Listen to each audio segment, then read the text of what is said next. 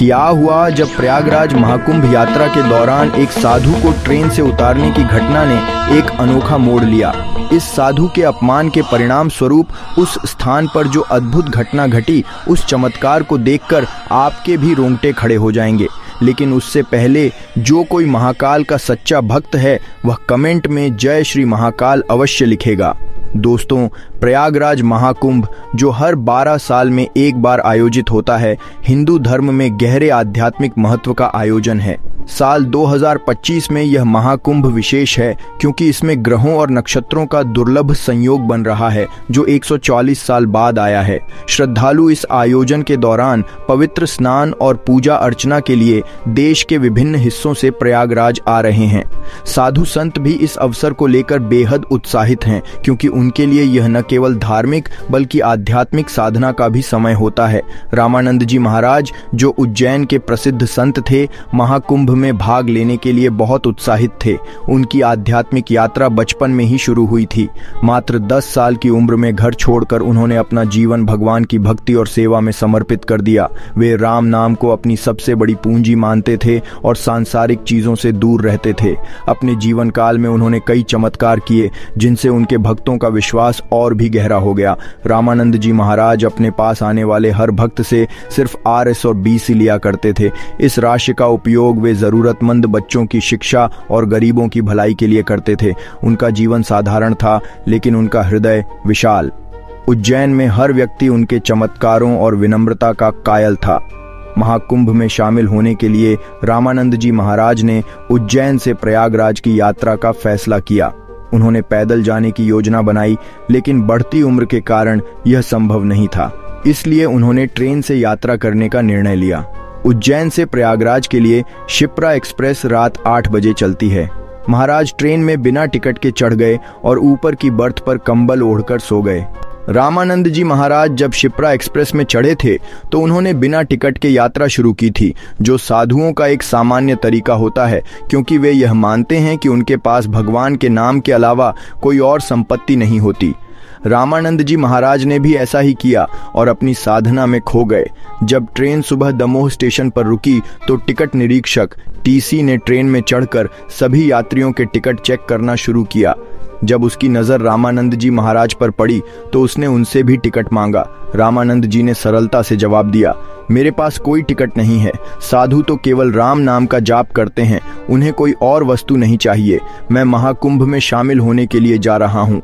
उन्होंने TC से बस इतना ही कहा कि वह उन्हें यात्रा करने में सहयोग दे ताकि वे अपने तीर्थ यात्रा पर जा सकें। लेकिन TC का धर्म और उसके कट्टर विचारों ने उसे इस स्थिति को समझने में मदद नहीं की।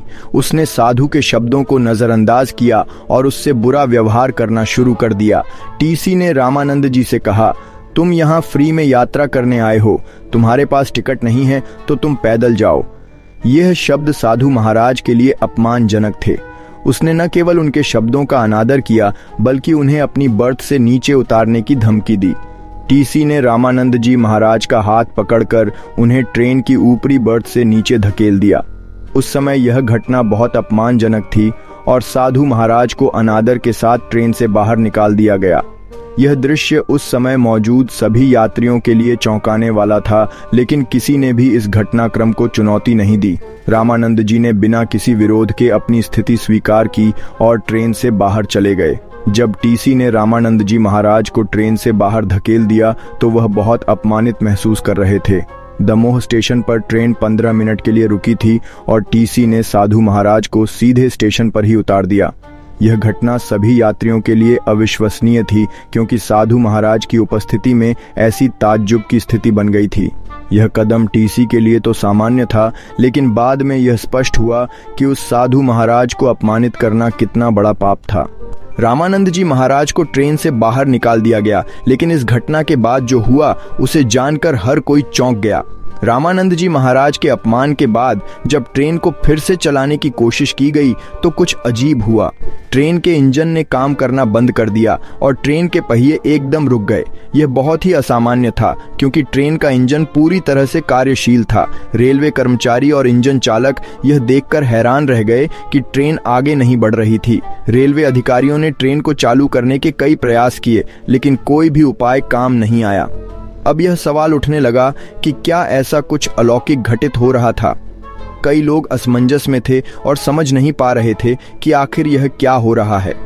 जब ट्रेन नहीं चल पाई तो रामानंद जी महाराज को स्टेशन पर ही देखा गया। वह पूरी तरह से शांत और ध्यान मग्न होकर बैठे थे। ऐसा लग रहा था जैसे वे किसी गहरी ध्यान अवस्था में हैं। उनके आसपास के लोग और रेलवे कर्मचारी यह महसूस कर रहे थे कि शायद रामानंद जी महाराज का ध्यान ट्रेन के रुकने के कारण हो सकता है। रामानंद जी महाराज का ध्यान तब तक जारी रहा जब तक ट्रेन के इंजन से कोई हलचल नहीं हुई। उन्होंने शायद यह जानते हुए ध्यान किया कि जब तक वह ट्रेन में नहीं चढ़ेंगे ट्रेन आगे नहीं बढ़ेगी। जब रेलवे कर्मचारियों ने इंजन को ठीक करने की कोशिश की तो उन्होंने पाया कि इंजन और ट्रेन का तकनीकी ढांचा पूरी तरह से सही था, फिर भी ट्रेन के पहिए आगे नहीं बढ़े। यह घटना सामान्य तकनीकी समस्या का परिणाम नहीं थी, बल्कि कुछ विशेष था जो पहले कभी नहीं हुआ था।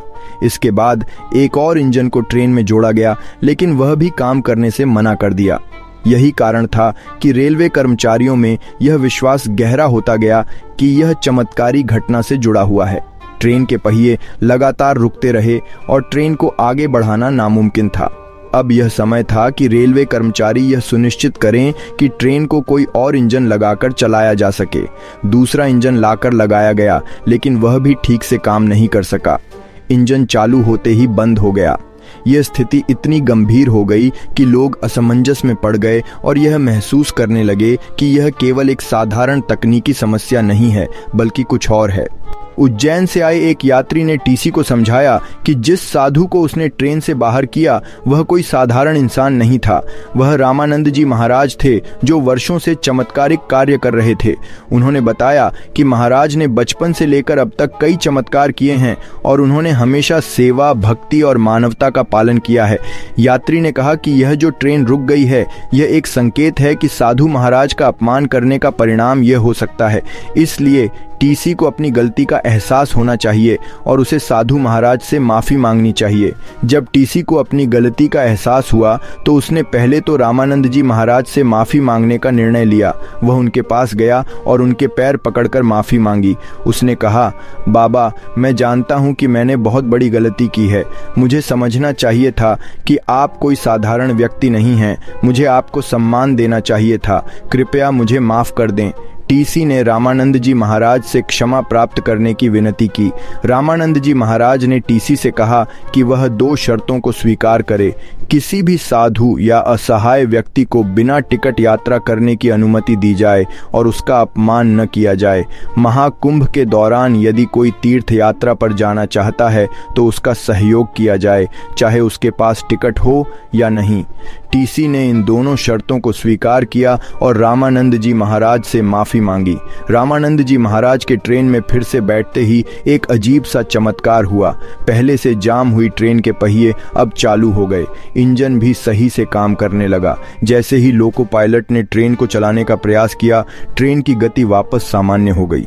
यह घटना सभी यात्रियों के लिए एक चमत्कार के समान थी, क्योंकि ट्रेन पूरी तरह से ठीक हो गई थी।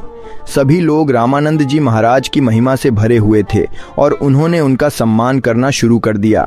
रामानंद जी महाराज के इस चमत्कारी कार्य ने न केवल टीसी को उनकी गलती का एहसास कराया, बल्कि पूरे ट्रेन के यात्रियों को यह भी बताया कि साधु संतों का अपमान करना कितना बड़ा पाप है। आप सभी का क्या मानना है इस पूरी घटना को लेकर हमें कमेंट में ज़रूर बताएं। और साथ में अगर आपको ऐसे वीडियो देखना बहुत ज़्यादा पसंद है तो आप हमारे चैनल को सब्सक्राइब कर सकते हैं और साथ में बेल आइकन को ऑन कर सकते हैं, ताकि कभी भी ऐसी और वीडियो आए तो आपके तक सबसे पहले पहुंच पाए। और साथ में अगर यह वीडियो आपको पसंद आती है तो इस वीडियो को लाइक करना बिल्कुल भी ना भूले। हर हर महादेव।